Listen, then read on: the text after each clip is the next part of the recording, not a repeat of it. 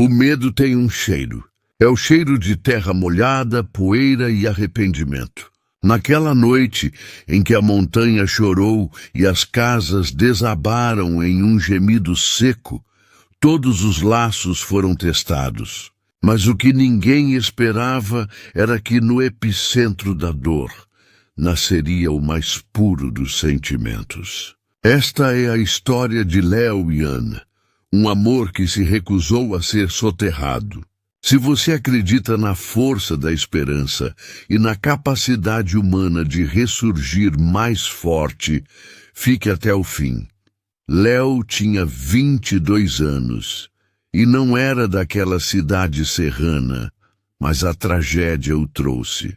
Ele era um voluntário incansável, um farol em meio ao caos.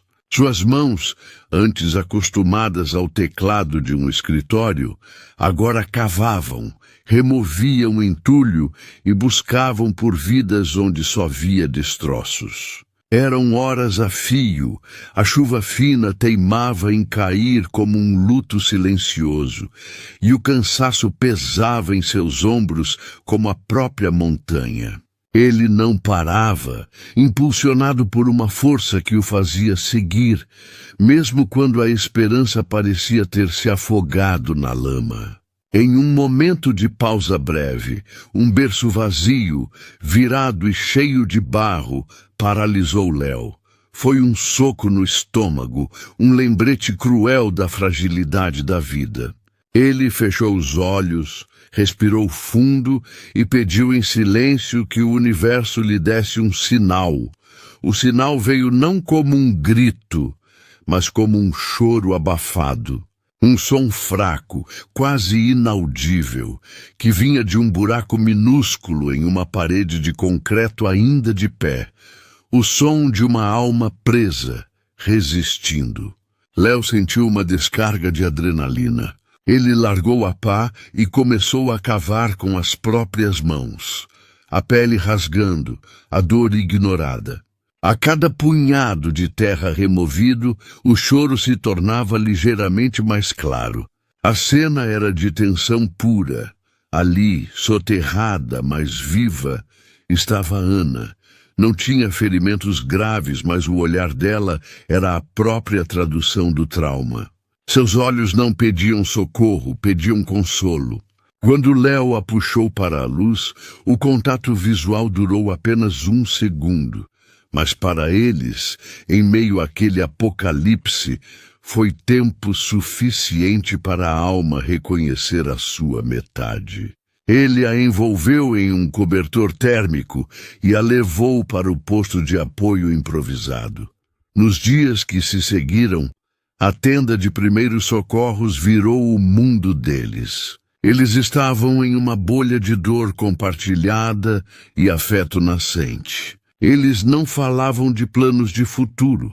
Falavam de sobrevivência, de perdas e da dor que insistia em apertar o peito.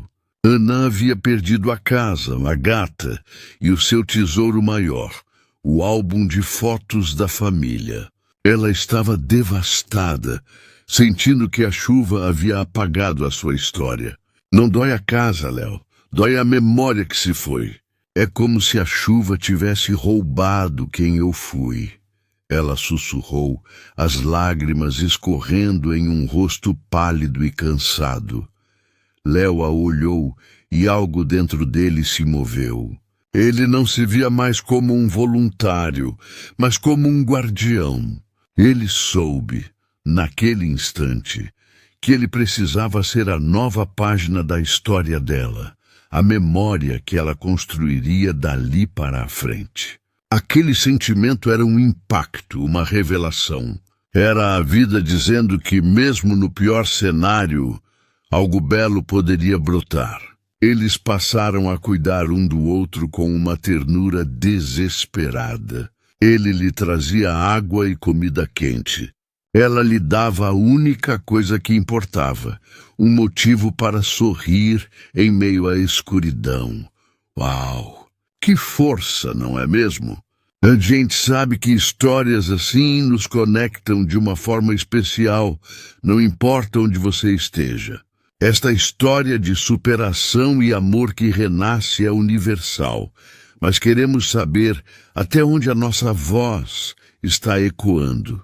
Eu quero saber de que canto do Brasil ou até do mundo essa história está te encontrando hoje. Deixa aqui nos comentários. Assim, a gente descobre até onde o poder de uma boa história pode chegar. Me fala sua cidade e estado. 2 semanas se passaram.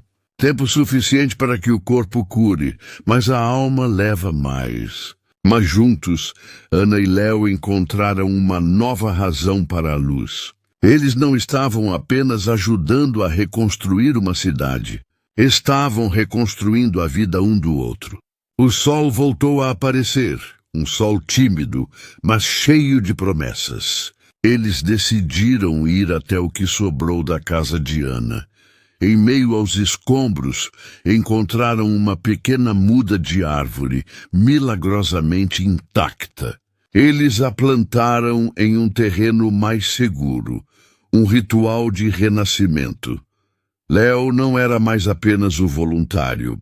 Ana não era mais apenas a vítima. Eram 2 sobreviventes que descobriram que a mão que te puxa para fora do buraco é a mesma que você segura para recomeçar a caminhar. Eles sabiam que a vida seria difícil, que o trauma deixaria cicatrizes, mas agora eles a enfrentariam como um nós. E foi ali, sob a primeira muda plantada em solo refeito, que eles se abraçaram. Não com a tristeza do que se perdeu, mas com a certeza do que havia florescido. Aquele abraço não era apenas conforto, era um juramento silencioso. Eles eram a prova viva de que a vida, assim como uma semente, pode encontrar luz mesmo debaixo de toneladas de terra e dor.